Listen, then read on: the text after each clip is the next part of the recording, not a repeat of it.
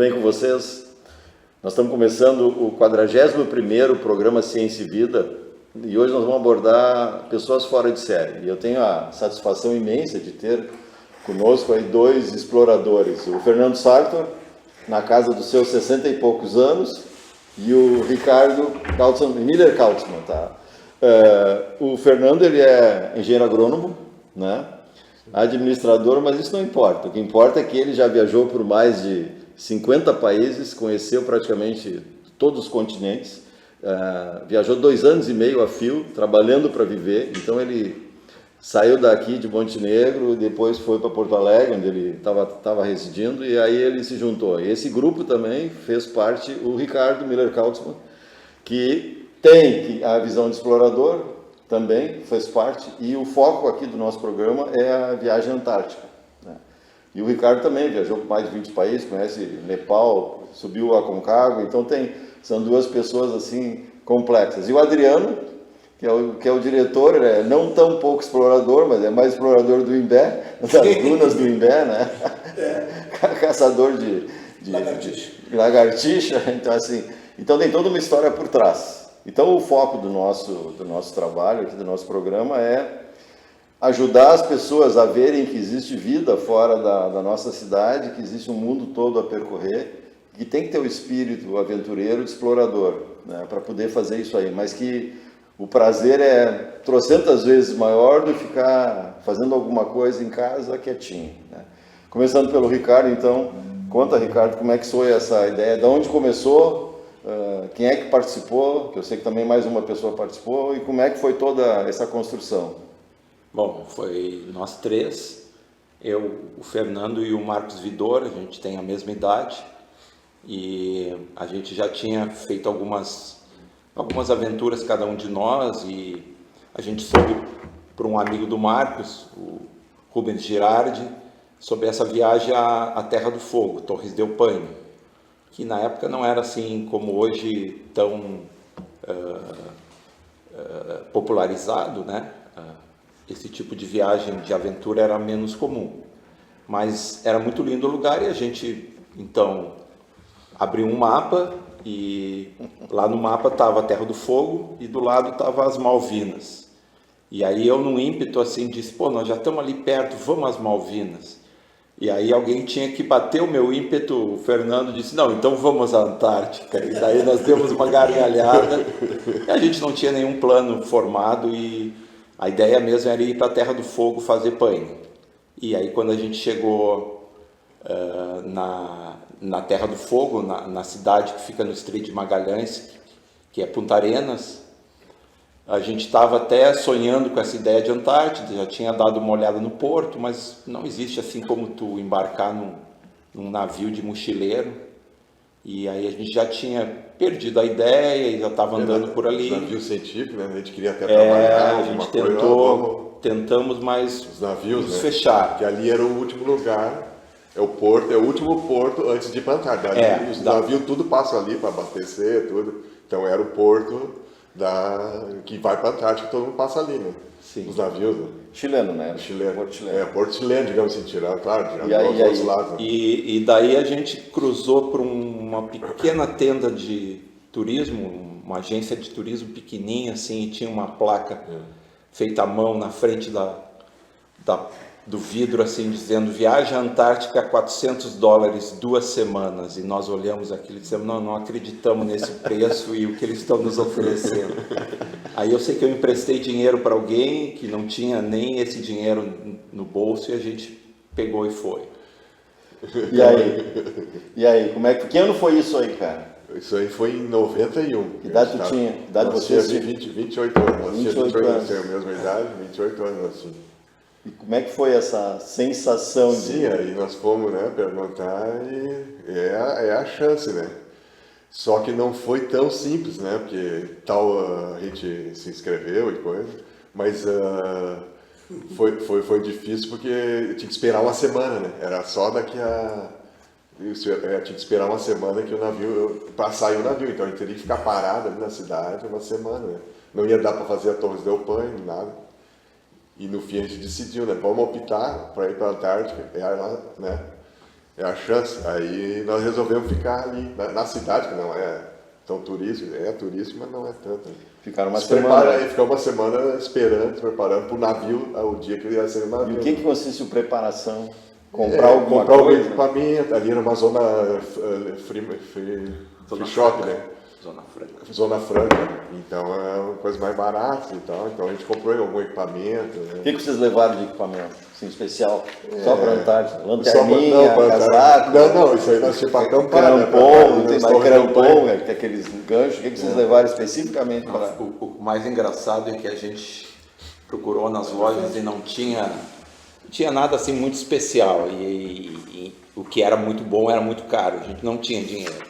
E daí nós encontramos numa lojinha pequena, assim, uma roupa que servia, mas só tinha a mesma cor e os três se interessaram. Não, e aí então eu tinha que mostrar para vocês. Quem vai ficar nós três compramos a mesma cor e viramos uma equipe fardada. Os três brasileiros. Que cor era? Vermelho? Era azul e vermelho. Então nós éramos os três com a mesma roupa. Então todo mundo... O planejamento inicial da viagem de vocês era para quantos dias? Sem Antártica? Era uns 30 dias, 40 dias, né, no fim. 45 dias, eu acho que foi, né? 40 dias. A gente acabou espremendo tudo e conseguimos fazer Torres del Paine correndo. Depois. Mas conseguiram ficar nesses 30, 40 dias, incluindo a Antártida? Sim, ficamos. A viagem daí se espichou um pouco. Eu tinha uma greve na faculdade, que daí. Na faculdade, não, na residência, que daí me ajudou, eu pude ficar fora. 40 dias. Esse tempo a mais, né? E deu tudo certo. O mais incrível é que o Chile já era um país de primeira, a gente conseguiu lá em Punta Arenas comprar todas as passagens até Porto Alegre, numa agência de viagem. Então a gente tinha o dia de sair de Punta Arenas de ônibus e todas as concatenações de ônibus até Porto Alegre. E deu tudo certo. Foi muito maravilha. Então a gente fez, quando a gente voltou, a gente fez Torres del Paine, pegou o ônibus e voltamos numa disparada, né? E o que vocês imaginavam encontrar na Antártica? E qual foi assim o motivo? Vamos lá, ou tipo assim, vamos e vamos, não saíram pensando muito o que fazer e tal. É uma coisa mais... Tava era mais, né? Que tinha vamos, esperava vamos encontrar... Ver urso polar, se bem que nem tem lá. Esperava encontrar, né? Mas no fim encontramos só rocha e gelo, né? E animais, né? E água. Mas a gente esperava até encontrar mais, né? Terra, né? Mas, e quantos dias de verde, né? Verde não tem. Não tem verde. E como é que foi? Talvez tenha dado... Como é que foi? Porque o barco que vocês pegaram era um barco de trabalho, ele não era um barco turístico. Como é que foi esse perrengue de entrar e sair lá? Que esse aí é um navio assim que ia levar combustível, né, para o aeroporto lá. E aí, só que eles pegavam pessoas para ir junto, os turistas, né? Então eles estavam procurando turistas. E era mais ou menos uns 40 turistas, né? Que podiam, isso era por fora, por fora. Que tinham o alojamento, tudo, né, para ir esses turistas. Esses 40 turistas que eles iam pegar para ir junto, né? Para ir junto nesse transporte deles. Né? Mas não era uma coisa ilegal? Não era legal, porque a Marinha estava tudo legalmente. Mais ou menos. O que aventou, Sinando, é que a gente embarcou e o barco não saiu. Eu acho que a capitania estava esperando alguma gorjeta e tal para liberar, porque não era um barco tradicionalmente de turistas. Então houve ali alguma argumentação e tal, um agrado. Mais um dia ainda esperando, né? Mas que daí o navio saiu depois de uma negociação, não foi assim. Sim, Porque era a primeira vez que esse navio estava fazendo, se não me engano, né, uma viagem com turistas. Tá. E como é que são as acomodações do barco? Assim? É uma coisa chique? Uma combinação. É um quartinho para cada um, tinha aqueles beliche? Era dois ou três no quarto, tranquilo, a acomodação boa, assim, alojamento. Esse barco... Mas o navio normalmente é pequeno, né? Tudo só as janelinhas, escotilhazinha, então... Eram uns quartinhos pequenos, né? Assim, né? Não era... 40 turistas lá dentro. Tem o passadio, entra e um beliche do lado. Geralmente é isso. Era 2 pessoas, né? 2 ou 3. Não era de ficar no quarto, então, era só de dormir e sair. Sim, dormir e sair. Não tinha... Ali tinha uma mesinha, uma coisa do lado. Uma mesinha encostada assim, que era desse tamanho. Esse barco, o El Pomaire, ele foi um barco... Como é que é o nome? El Pomaire. Esse foi um barco famoso depois no Chile. Ele nasceu para levar pessoas lá no Mar do Norte. Então ele era um navio que foi programado para enfrentar o gelo do Mar do Norte, na Europa, na época começo do século XX, né? E depois ele foi vendido para o Chile, e aí como ele tinha essa capacidade de quilha e tal, de proteção, né, para aguentar o gelo, ele foi usado. Então esse era um barco que tinha mais de 60 anos quase. E aí esse barco depois, ele acabou encalhando, né, na frente da cidade, esse navio da cidade portuária lá perto de Santiago, virou um restaurante, depois ele virou um ferro velho e depois ele afundou um dia. Afundou o restaurante, não tem mais. Ele virou um restaurante na beira do mar. Foi a última viagem dele. Depois das nossas ele fez algumas viagens que eu soube, eu acompanhei ele, e depois ele foi aposentado porque era já muito cangalha. Tá aí o barco assim, porque a gente tem a ideia do Estreito de Magalhães ali, que é um mar revolto, né? Então assim, como é que é o estar no barco? É tranquilo, fica olhando a paisagem? O Mar de Drake. Mar de Drake. Mar de Drake atravessa do Chile até a Antártica. Mar de Drake tá é um dos mais perigosos, revoltos, né? Que às vezes dá as altas ondas e coisas que dá muitos E aí, acidentes. vocês pegaram alguma coisa assim? Nós tivemos sorte, né? Fomos tranquilos na ida e tranquilo na volta. Não deu ondas, nada de... Ninguém ficou enjoado? Ninguém ficou enjoado? No início, como o barco não era tão grande, né? Um navio, digamos assim, o navio não era gigantesco, né? Mas ele mexia mais que o normal, né? E não estava perto assim da costa, né? Então ele não dá para enxergar nada, tinha que olhar e... E aí, assim, o pessoal foi ficando mareado, né? Enjoado, assim, né? Porque ele dava os enjoos, né? Então a gente acompanhava, assim, no restaurante, que o pessoal não ia desaparecendo, né? Começava a ficar enjoado, ficava mais no quarto, deitado. Ficava acamado. Ficava acamado. Mas tinha serviço médico, atendia vocês no quarto? Qualquer coisa a gente perguntava, mas não tinha o que fazer. Tinha nada, cara. Mas não tinha o que fazer, né? Aquela coisa não... Né? Dessas 40 vagas para turistas, quantas foram preenchidas? Foram todas. E qual a nacionalidade deles? Esse assim, tinha do Alasca, tinha pessoal de todas as nacionalidades, né? Tinha assim, da Espanha, todo mundo que estava, os turistas estavam passando ali e quiseram embarcar nessa viagem aí. Mas tinha de tudo, né? Tinha um pequeno grupo de pessoas de alta classe chilenas, e quando eles lançaram essa oferta baratíssima, assim, encheu de mochileiro de toda parte. Então tinha uns escaladores de montanha que ficavam escalando as paredes do barco. Tinha viajante de mochila de todos os lugares da Europa que costumam viajar, e Estados Unidos. Então tinha gente da Itália, de toda parte. Eu acho que eles escolheram até, tinha muitos 3, 4 pessoas de cada país, porque tinha de tudo. Tinha de tudo. E era a turma mais maluca e a que não tinha dinheiro. E a língua que se falava lá era português. Isso, não, obviamente que não, espanhol e inglês era o que Mas surpreende o número de brasileiro não tinha. visitantes europeus, né? Aqui na América do Sul. É que a área ali, a Punta Arenas e Torres del Paine é um hotspot, né? Um ponto de interesse mundial. São montanhas lindas. Não, e inclusive o combustível que levava para o aeroporto, né? No aeroporto não, o avião, sai o avião que vai para o Polo Sul, né? Que levava os turistas, alta turismo, aí é alto turismo, né? Então eles vão de avião até ali e vão de avião até o Polo Sul. Então o que eles tinham que fazer?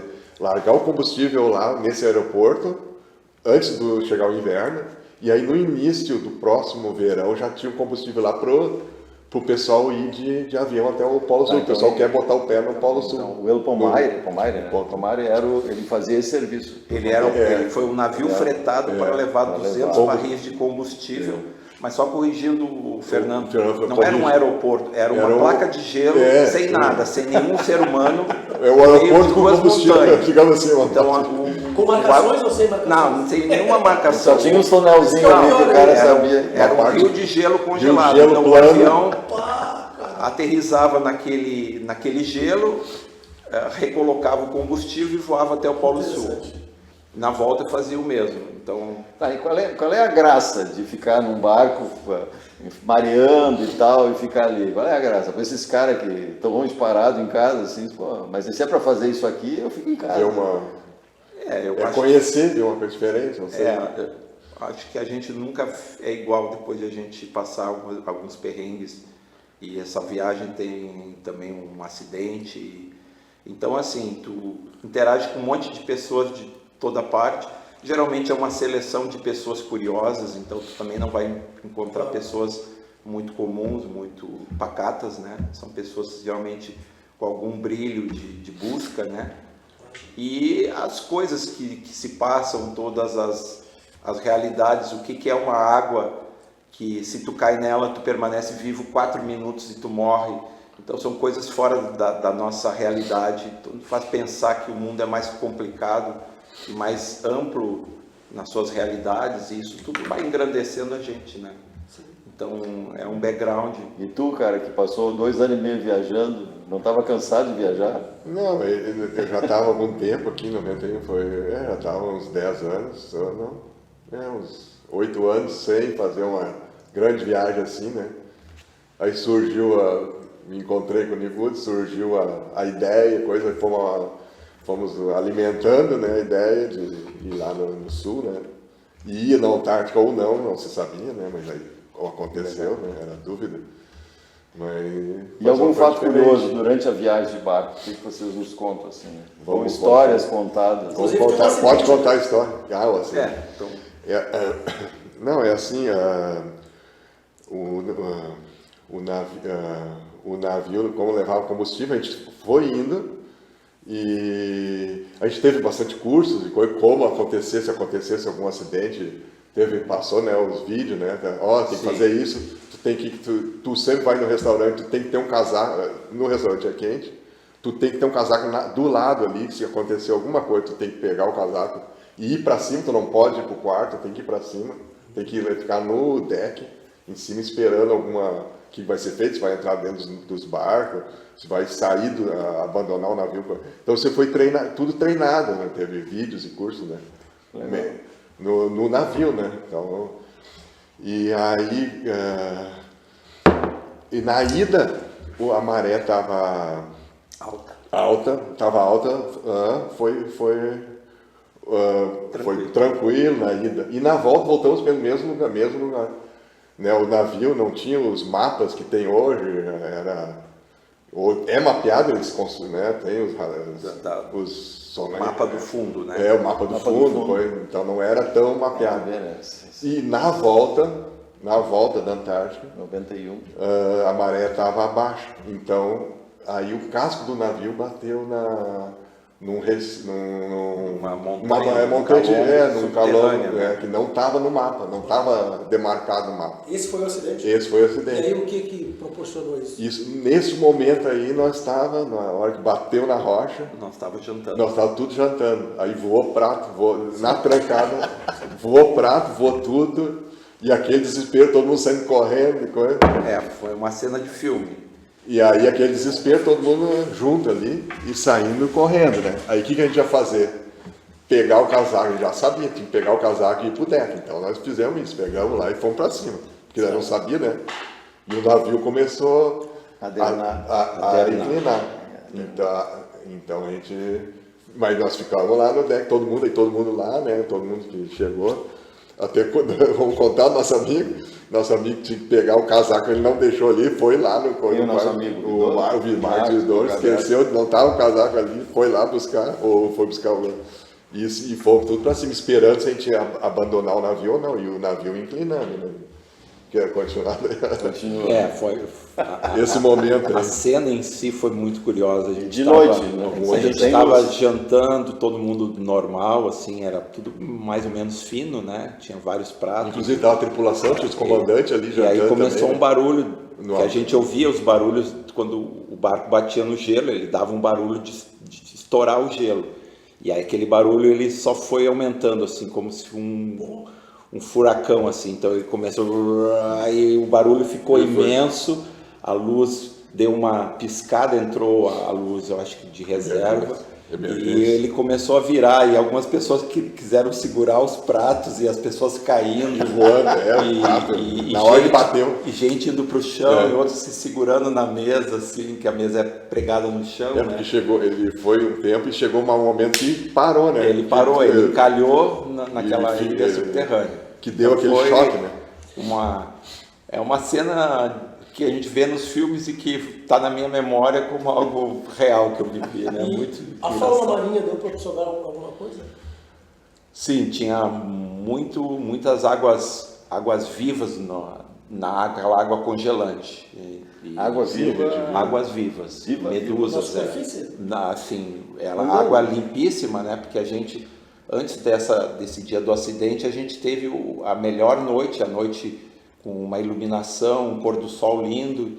No dia anterior a gente tinha feito um passeio de bote, então a gente via as placas de gelo, leão marinho, pinguim, em cima todos os animais, das placas de gelo, e baleias, a gente também avistou baleias ao longe, o espirro das baleias. Os baleias no navio até que também, né, dava pra ver não muito a gente perto. passava perto, né, então tinha ali uns icebergzinho pequenininho, umas placa, né, de gelo, onde ficava leão marinho, outros animais aí, né, os pinguins também, pinguim mais depois a gente lugares, viu pinguim também. Pinguim, né, nadando. Eu tenho muitas dúvidas e curiosidades sobre a Antártica, de uma forma geral. Já podemos entrar nesse tema ou quer deixar? Não, eu queria ficar um pouquinho. Okay. Assim, se eu quero saber o final da história do barco, né? Porque o Adriano entrou com o animal, mas eu ainda estou na fase que o bicho está deitado de lado. E daí, como é que vocês se salvaram? Como é que foi feito? Eu queria só fazer o fecho isso aqui. Encerrar, né? Encerrar. Não, o navio ele estava inclinando. E aí foi dito, né? Ó, a maré, tem que ver se a maré está subindo ou está baixando. A maré estava lentamente subindo. Estava subindo, estava ali, então ele estava inclinando, né? Mas se fosse sempre subir, ele ia virar, porque daí ele já sabia que ia virar. Então, se a maré fosse ainda descer mais. Descer mais, daí ele iria adernar.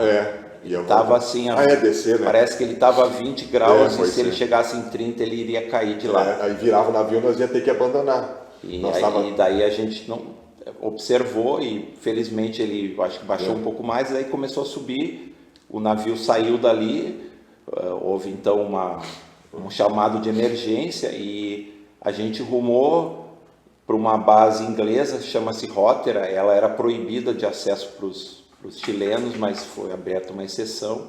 A gente fundiou na beira dessa base. No dia seguinte, uns mergulhadores da base fizeram uma inspeção no casco e analisaram que era possível continuar a viagem.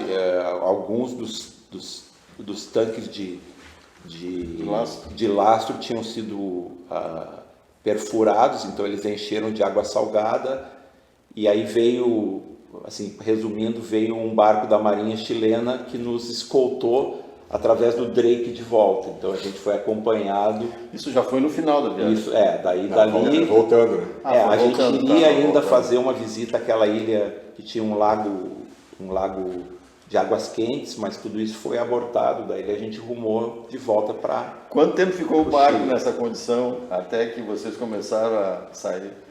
Para fazer a noite toda? Umas horas, né? Umas 6 horas, né? A gente ficou aguardando. Ficou aí lá no deck parado esperando, né? Que nós já e o pessoal lá tranquilo ou tinha gente desesperada? Tinha alguns desesperados, né? Até eles acharam uma solução. O que eles fizeram? Os desesperados. Eles fizeram um open bar naquela noite. Open bar depois que viu que não ia acontecer nada. E todo mundo pode beber à vontade. Depois que viram que não ia virar o barco, ia voltar ao normal, né? Aí acabava, tinha gente chorando o tempo todo. É mesmo? Uma mulher, duas lá, sempre o tempo todo desesperados. Aqueles alpinistas que estavam segurando, tudo junto. A maioria estava tranquila. tranquila, é uma exceção. Muito legal. Tá, agora voltando um pouquinho, vocês então, quando vocês chegaram na Antártida, vocês passaram nas Ilhas Shetland, só passaram por cima assim, ou chegaram a parar lá? Não, a gente parou e a gente visitou a base chilena, e que era vizinha da base russa. A gente visitou a base russa também nós chegamos a entrar, né? Sim, lá havia uma irmandade entre as bases, eles eram vizinhos de casa. Chegamos a entrar em território russo, então. Então mais um país. Mais um país, território russo e território chinês. Mais um país. 51, já deu né? 50, já deu 52, fantástico, mas As bases ficam todas na Ilha Shetland. Que tamanho é a base, mais ou menos, cada base? São galpões assim que dão como se fosse uma escola em nível plano, de um andar só, assim. Eles ficam Daí tu tem os escritórios e a área de dormitório. A gente não visitou todos as áreas, mas a gente entrou em alguns escritórios onde tinha os cientistas ali trabalhando e tal, e a gente conversou com alguns. Tá, e quando vocês chegaram lá, vocês chegaram no barco, aí vocês desceram, e como é que era a descida para pegar os botinhos tranquilo? Porque tinha que pegar um bote para chegar na beira da... São aquelas escadas que eles põem de ferro do lado aquelas fora. vocês desceram de escada. Sim, de escada. Nenhum problema com a galera que veio turistada, não? Não, o pessoal... Já era tudo assim mesmo. Não tinha muita gente assim, que fosse muito, como é que se diz, de shopping, né? Era mais gente aventureira mesmo, então... O pessoal de shopping não pode fazer uma viagem dessas? Não vai me dizer que não pode, cara. Pode, sim. Tem que fazer. Foi tranquilo. Tem que fazer. Só... pelo fato do acidente em si, iria impactar muitas pessoas que são mais frágeis, né? Mas ao imprevisto, né? Mas isso é história para contar depois. Sempre. Sempre tem história. Tá, vocês pararam lá na base e visitaram, aí vocês ficaram quanto tempo no meio na Antártida mesmo, pisando no terreno? E fizeram o que nesse período lá? Não, o navio ficou atracado, né, desde a noite, né, umas 7 horas até, acho que outro dia. 2 dias. 2 dias. Um dia foi o dia do mergulho. Sim, depois nós... E a gente fez 1 ou 2 visitas, a gente desembarcou em Rotterdam, além das Shetlands, né? Bom, inclusive lá, além de largar o combustível, nós trouxemos algum cientista, né, o pessoal que estava lá, ia passar o inverno, e aí ia voltar com nós. já que nós estamos no final desse primeiro programa, eu queria deixar aberta a palavra para o Fernando Sarto, né? Dizer o que tu recomenda para a galera que está nos ouvindo, principalmente as pessoas mais jovens, né? E os velhinhos também. Vamos viajar e vamos aproveitar a vida, vamos lá. E o doutor Ricardo? Eu lembrei muito, tinha uma moça, ela era uma jovem estudante ou formada de turismo, e ela organizava nós os passageiros. E depois do acidente ela estava muito triste, chorosa, porque ela disse: imagina, todo esse meu projeto vai ficar maculado agora por esse acidente. Daí chegou um dos turistas assim, então deixar essa lição de casa, de pensamento. Ele disse: que nada, tu não imagina, está todo mundo são aqui, isso aqui só vai gerar mais brilho nos olhos das pessoas que fizeram, mais elogios, vai falar muito mais de vocês, vai só agradecer que isso aconteceu, e não o contrário, de dizer que foi ruim e tal. Ou seja, e é o que passou. Depois de todos esses anos, só fica alegria sobre tudo que aconteceu, o bom e o ruim, e ninguém ficou magoado pelo que aconteceu. Então, viagem é isso, vai acontecer o ruim, o bom, e vocês vão sempre se lembrar do bom depois, e vão sempre agradecer terem feito. Então, façam. Muito obrigado. Eu convido para vocês assistirem o próximo programa, que nós vamos fazer a continuidade dessa conversa. Tem muito mais coisa aí para contar. Grande abraço. Muito obrigado. Um abraço para todo mundo.